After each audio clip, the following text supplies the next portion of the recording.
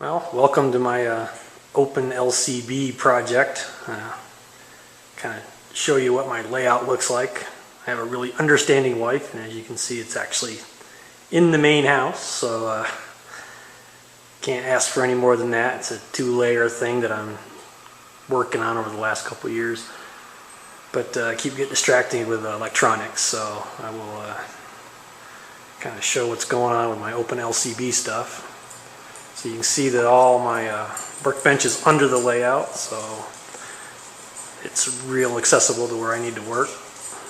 Got a scope,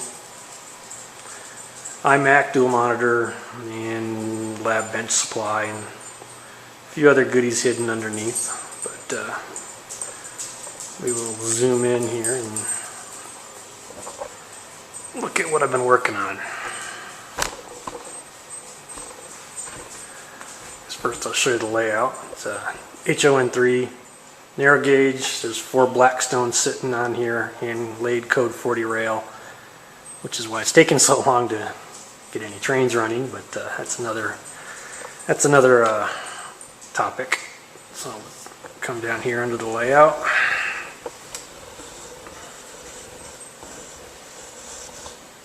Okay.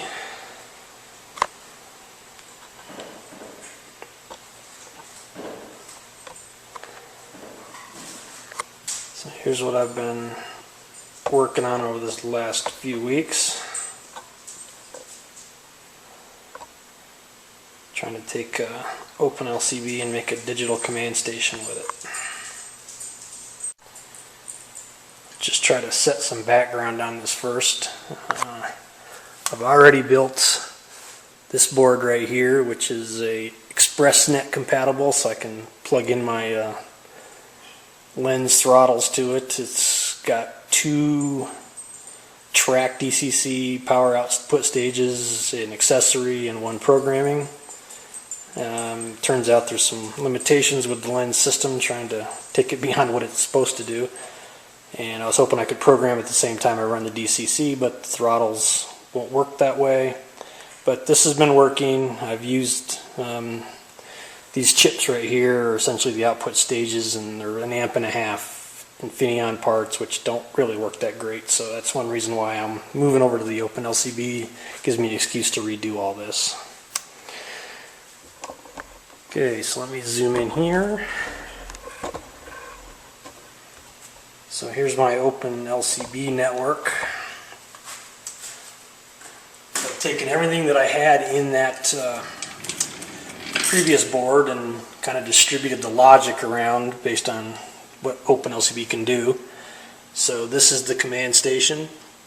It's just a DSPIC 4013, which is what I used on the other one. I essentially got all the intelligence that I'm doing on this into a single chip over there, so it's actually been pretty easy. I'm just porting over the code, and there's plenty of resources to do what I need to do here, since I'm splitting this into several pieces. So this is just the command station.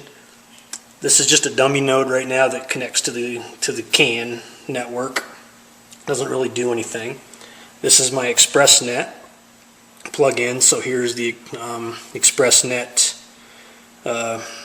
connectors, OpenLCB CAN connections. You can see here that the my LH100 is actually on, although I haven't ported the code to actually talk to it yet, so it just sits there doing nothing. And this is my booster that's OpenLCB compatible, and then this is the OpenLCB compatible USB interface that I got from Tim Hatch in order to read what's happening on the bus and throw it up onto a terminal program. So right now what I'm doing is my command station is generating the DCC signal to send to the command stations. I'm using the 2 reserved lines in the OpenLCB. Yeah, I know I'm not supposed to do that, but I'm doing it anyway so I can save on some wires. I actually have put a connector here that's going to be for that particular application. If those reserved lines ever get used for something else, you can just plug a telephone cable in here, plug it in here, and then pull out these jumper pins, and the DC signal will just run through those connectors. What else is interesting here?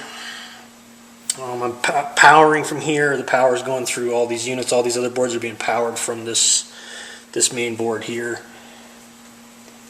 These are my prototype boards that I basically made so that I could do everything. I could build any of these nodes that I wanted to off from a single board, because as you can see, most of these are very, very sparsely populated. So a real system at the end of the experimentation here, these boards will be very, very tiny little boards for each node. The idea here would be I can have a accessory board here to drive accessories, and actually be able to just plug as many as you want into the network as wherever you want in the layout. And the other idea would be that for a programming node would be a separate node. It wouldn't have any direct track, it wouldn't drive the main track, but you could have programming nodes just set around the layout and have multiple programming nodes. Of course, that's not going to work with existing throttles, but I've got a TFT screen here, and that's my, as soon as I get this all working, that's my next, is actually make a OpenLCB throttle that's TFT touchscreen.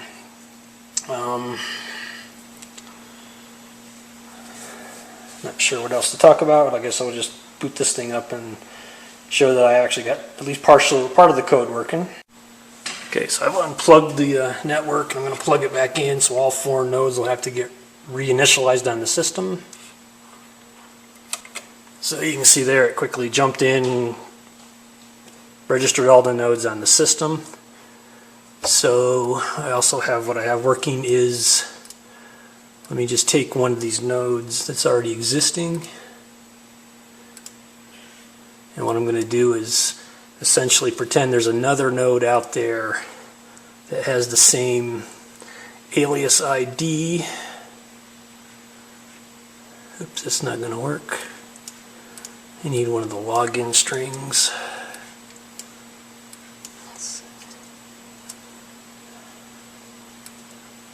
Alright, let's make that a 0. Make that some random number. Okay, so now it'll think that there's some other node that's trying to register the alias of 640 hex. Send it, and you can see my nodes have recognized that, sent out the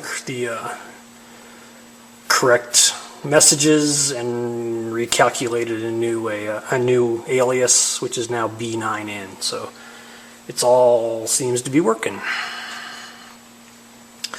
So the other thing I can do here is fire up the actual booster. If I fire it up, maybe you can hear all the Blackstone's kick on for the sound.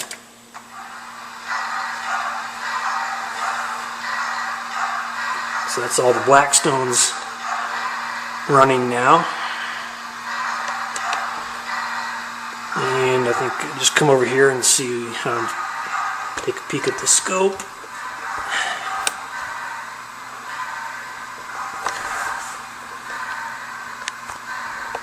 So let me freeze it here.